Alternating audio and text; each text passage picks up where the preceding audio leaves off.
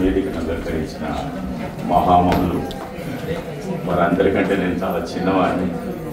అందరికీ ఒకసారి నమస్కారం పేరున చేస్తూ ఈ సభలో ఉన్న మిగతా మహామహులందరికీ, నా మిత్రులకు అందరికీ నమస్కారం.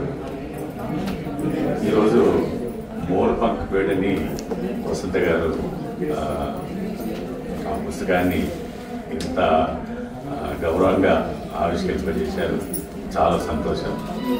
దీనికి ఒకసారి కారణమైన ఆ క్షణాన్ని మళ్ళీ నేను గుర్తు చేయగలను. మీకు చాలామందికి తెలవకపోవచ్చును, సభలో కంచన్ జత్కర్ గారు ఉన్నారు, ప్రొఫెసర్ కంచన్ జత్కర్ గారు. వారు మొట్టమొదట నా కథను విని మరాఠీలోకి చేద్దామనుకున్నారు. అయితే మరాఠీలోకి చేయాలంటే ముందు హిందీలోకి కావాలి. హిందీలోకి నాకు చేసి పెట్టమని వసంత గారిని అడిగారు.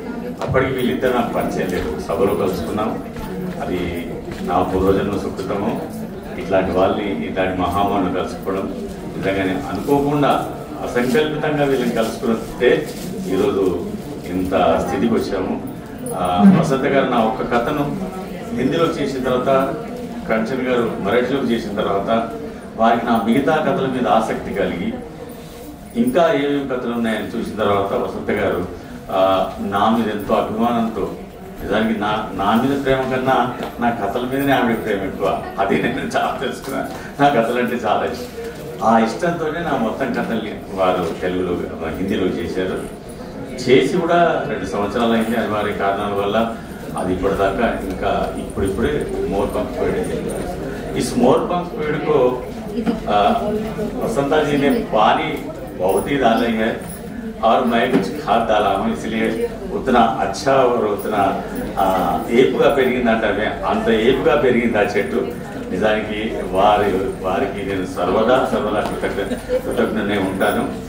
ఇంకా ఇంతకుముందు చెప్పారు, గిరిజన ప్రాంతాల్లో పర్యటించి దాని ఇది రాశానని. నేను వ్యవసాయ విస్తరణాధికారిగా 35 సంవత్సరాలు ఆదిలాబాద్ జిల్లాలో దాదాపు 150 గ్రామాలకు పనిచేశాను. ఆ 150 గ్రామంలో నేను 30 సంవత్సరాలు పనిచేసినప్పుడు నాకు కలిగిన అనుభవాలను తెలుగు కాస్త వచ్చు కాబట్టి, తెలుగువాణ్ణే కాబట్టి తెలుగులో నా భావాల్ని అందులో పెట్టాను. అంతే తప్ప దాంట్లో గొప్ప వాళ్ళు చెప్పుకునే శైలి, శిల్పం, ఫలానా అని అవేమి అకాడమిక్ సూత్రాలు ఏవి లేకుండా కేవలం నాకు కలిగిన అసంకల్పితమైన భావాల్ని నేను కథలుగా రాశాను. ఇది ఒకటే కథ కాదు, ఇక్కడ చాలా కథలు ఉన్నాయి. అయితే ఈ మోర్పంక్పేట అనేది నిమల్నార్ అని ఏ పల్లెటూరు పోయినా చెప్తారు. నేను అనుకోకుండా నా వృత్తిలో భాగంగా ఒక చెట్ల కింద నిలబడి ఒక పని చేపిస్తున్నప్పుడు అక్కడ 2 చెట్లు ఒకే రకంగా కనిపిస్తున్నాయి, కానీ 2 చెట్లు విడిగా ఉన్నాయి, ఒకటే పాదులో ఉన్నాయి. అక్కడ మా వాళ్ళని అడిగితే ఏంటి బాబు ఇది 2 సేమేనని కొంచెం తేడా ఉందంటే, సార్ ఇది కానుగ చెట్టు, ఇదేమో నెమలినార్ చెట్టు అన్న. మొదటిసారి ఆ పేరు విన్నాను. అన్ని రోజులు ఆ పేరు వినడానికి నాకునే బాధపడ్డాను కూడా. నేను పల్లెటూరు వాడిని, పల్లెటూరు నుంచి వచ్చి నెమలినార్ చెట్టు పేరు వినకపోవడం. తర్వాత తెలిసింది నాలాంటి మహామూలు ఇంకా చాలా మంది ఉన్నారు, ఈ నెమలినార్ పేరు కాదు కదా అసలు చెట్టును చూడని వాళ్ళు కూడా ఉన్నారని తెలిసింది కాదు. ఇంకా అప్పటి నుంచి ఆ నెమలినార్ని నేను ఎట్లా ప్రొజెక్ట్ చేయాలని కొన్ని సంవత్సరాలు కథ రాశాను. కానీ నాకు ఎట్లా మొదలు పెట్టాలన్న దాని మీద తర్జన భర్జనలు పడి 2-3 సంవత్సరాలు పక్కన పెట్టేశాను. ఉన్నట్టుండి ఎప్పుడో ఒక మెరుపు మెరిసింది. నారాయణయ్య అనే క్యారెక్టర్ని ఖచ్చితంగా పాఠకుడు చదవగానే ఓహో ఈదా నారాయణయ్య అని ఆయన కళ్ళ ముందు కనిపించే దృశ్యాన్ని నేను ఆవిష్కరించడానికి చాలా సంవత్సరాలు కష్టపడలేదు. ఆలోచిస్తాను, చివరికి వచ్చింది. ఆ కథ యొక్క ప్రారంభం అనేది చాలా గొప్పగా ఉందని విమర్శలు చాలామంది అన్నారు. ఎందుకంటే ఒక కథ ప్రారంభంలోనే ఆ క్యారెక్టర్ని పరిచయం చేయడం, వాటి మనోభావాల్ని, వాటి అంతరంగాల్ని పరిచయం చేయడం అనేది ఒక విశేషం. ఇంకా తర్వాత వేరే కథలు చాలా రాశాను. అయితే ఇదంతా ఒక ఎత్తు. మీరు చదివిన తర్వాత నాతో మాట్లాడితే లేదా మీ అభిప్రాయం చెప్తే నేను ఎంతో సంతోషిస్తాను. ముఖ్యంగా ఒక వెనుకబడిన ప్రాంతంలో ఏమాత్రం ప్రోత్సాహం లేని, సాహిత్యానికి ఏమాత్రం ప్రోత్సాహం లేని ప్రదేశంలో ఉండి ఇలాంటి మహామూల సాంగత్యంలో సాహిత్యం అంటే ఏదో తెలుసుకొని చదువుతా ఆ చదివిన దాంట్లోంచి వచ్చిన సారాంశాన్ని నేను కథలుగా రాశాను. 38 సంవత్సరాలుగా కథలు రాస్తున్నాను. 28 కథలు మాత్రమే రాశాను. అందులోంచి 18 కథలకి బహుమతులు వచ్చినాయి. ఒక 6 రాష్ట్ర స్థాయి పురస్కారాలు వచ్చినాయి. ఇది నా బయోడేటా. సాహిత్యం నాకు ఈ 6 పురస్కారాలను కాకుండా 2 మంచి అక్కాయిలు ఇచ్చింది. ఒకరు వసంత గారు వారి పాదాలు ఉన్నారు, ఇంకొకరు విశాఖపట్నంలో సబీనా సుల్తానా గారని. వారు నా కథలు చదివి ఫోన్ చేసి అభినందించారు. ఆ తర్వాత 4-5 సంవత్సరాలు మాట్లాడుకున్నాము. పోయిన సంవత్సరం నేను విశాఖపట్నం పోయాను, వారికి చెప్తే వారు వచ్చారు. ఒక 5 సంవత్సరాలు మాట్లాడి ఒకటేసారి చూసుకున్న తర్వాత ఇద్దరికి కళ్ళలో నీళ్ళు వచ్చినాయి. నా కథలకి వీరాభిమానంగా వారు నాకు ఒక అక్కయ్యగా నేను చూసుకున్నప్పుడు కలిగే అనుభూతి ఒక రచయితకి అంతకంటే ఇంకేం కావాలి. అంటే ఇట్లాంటి జీవితానుభవాలు లైవ్, అంటే మనకి ప్రత్యక్షంగా మనం ఆ అనుభవంలోకి వచ్చినప్పుడు ఆ అనుభూతి వేరేగా ఉంటుంది. సాహిత్యం నాకు ఎంతో ఇచ్చింది. నిజానికి ఇట్లాంటి హైదరాబాద్ మహానగరంలో అనామకుమైన నేను మీ అందరి ముందు నిలబడి ఈ భవిష్యత్ వేదిక మీద ఇప్పటికి 3వసారి అనుకుంటాను. రవీంద్ర భారతిలో మొదటి బహుమానం కూడా కస్తూరి మురళీకృష్ణ గారితో కలిసి తీసుకున్నాను.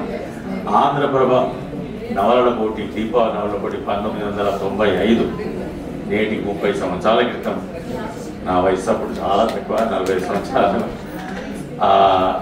అప్పుడు ఈ రవీంద్ర భారతిలో నా నవలకు 10,000 రూపాయల బహుమతి అప్పుడు తీసుకున్నాను. కస్తూరి మురళీకృష్ణ గారు ఆ రోజు పరిచయం, వారికి 2వ బహుమతి వచ్చింది. వారి అంతర్యాగం అనే నవలకి. నా నవల వారి నవల సీరియల్గా వచ్చినాయి. అప్పుడే మేము పరిచయం. అప్పటి నుంచి మేము రవీంద్ర భారతిలో కలుసుకున్నప్పుడల్లా ఆ మధురానుభూతుల్ని మేము నెమరేసుకుంటాము. మనం మొదటిసారి పరిచయం అయ్యి క్యాంటీన్లో పోయి ఛాయ్ తాగి మీరెవరు నేనెవరు, అసలు మీకు మొదటి బహుమతి ఎట్టించారండి, ఏం రాశారు మీరు అన్న నిలదీసినప్పుడు, మీకు 2వ బహుమతి కూడా ఎట్టించారు, ఏం రాశారని నేను నిలదీసి, ఇవన్నీ మేము మనసారా పంచుకుంటాము. అప్పటి నుంచి మా మిత్రత్వం కొనసాగుతుంది. మా ఆదిలాబాద్కి వచ్చారు, మా ఇంటికి వచ్చి మా ఆతిథ్యం తీసుకున్నారు. ఇట్లాంటి మహామూల సాంగత్యం వల్లనే నేను నా సాహిత్యాన్ని మరింత మెరుగులు పెట్టుకుంటున్నాను. రాయాలని కాదు, రాయకుండా ఉండలేనప్పుడు రాస్తేనే ఒక కథకు, ఒక రచనకు ఒక మంచి విలువ దొరుకుతుంది నా ఉద్దేశం. అంతేకాకుండా ఒక రచనని పలుసార్లు పుటం పెట్టినట్టుగా దాన్ని మరింత మెరుగుపరిచే దిశలో మొదటిసారి కాపీని నేను నా ఒక పుస్తకం ఇంట్రొడక్షన్ రాసుకున్నాను.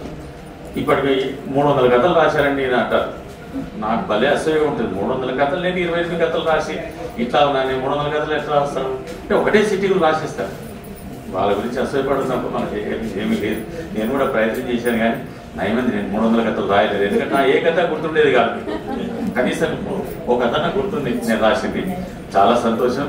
ఈ నా నిమ్మలారని మోర్పంక్తి పేట కింద వారు అనువాదం చేశారు. నాకెంతో సంతోషంగా ఉంది, గర్వంగా ఉంది. మీరందరూ హిందీలో ఇంతకుముందే సుమన్లత గారు నా కథ గురించి చెప్పారు. దాంట్లో సున్నితమైన భావాల గురించి చెప్పారు. ఆ ఎత్తు నారాయణ చూసే చూపు అది ఎట్టుందో మీరు చదివి తెలుసుకోండి. ఎందుకంటే మా భావాలు అనేవి సహజమైన వాతావరణంలో, సహజమైన మనుషుల మధ్యలోనే అంతటి గాఢ తగిలిన భావాలు అనుభూతిలోకి వస్తాయి. మనందరం కృత్రిమ భావాలు, నమస్కారం అంటే నమస్కారం అనే కృత్రిమ భావాల్లో ఏ రకమైన అనుభూతి, సహజమైన అనుభూతి ఉండదు. మీకు అనుభవమే బహుశా ఈ సహజమైన అనుభూతులు ఎప్పుడో ఒకసారి మీ జీవితంలో కూడా తటస్థపడే ఉంటాయి.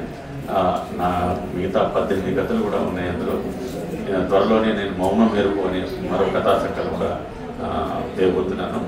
ధన్యవాదాలు మీ అందరికీ. వసంత గారికి, దేవప్రసాద్ మహిళ గారికి ప్రత్యేకమైన అభినందనలు. వారు నా కథల్ని హిందీలో టీటీవీ చేశారు. అంతేకాకుండా ఎప్పటికప్పుడు అభిప్రాయాలు చెప్పారు. చాలా సంతోషం. నమస్కారం.